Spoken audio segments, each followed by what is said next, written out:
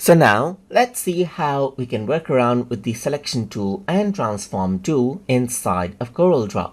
So to do that, I'm going to go around over here and then utilize the pick tool first right here. So once I go around onto the pick tool, I can simply click and drag around the objects as I like right here.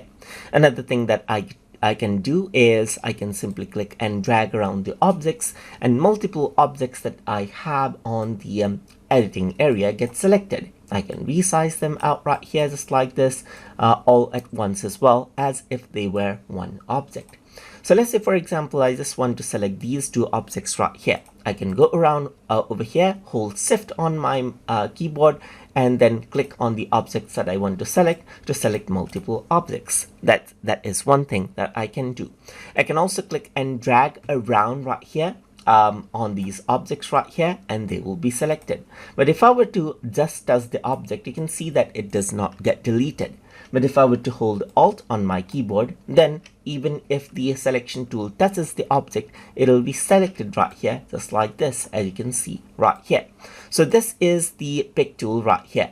But if I were to go for freehand pick, then I can simply go around and freehand draw object right here, just like this. If you want to be more specific with your picking right here, just like this. Well, let's say, for example, I want the selection to happen even if the line touches, then I can simply hold Alt and then, let's say, for example, touch these two objects, and they will be selected just like that, as you can see. Apart from that, you got the transform tool right here, the free transform tool. And what happens is that if I were to click and drag it out right here, then I can simply resize it out according to how I want right here. I can also drag the S, and you can see that I can go around and resize it out according to how I want right here, just like this. So click and drag it out, and then it gets resized right here. I can simply do the same with this one as well, or click around over here.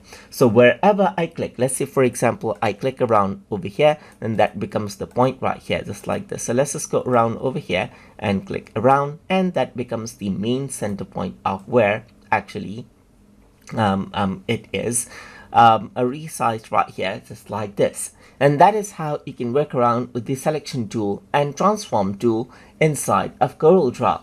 So if you guys learned something as always, and as always, please like, comment, share, and subscribe.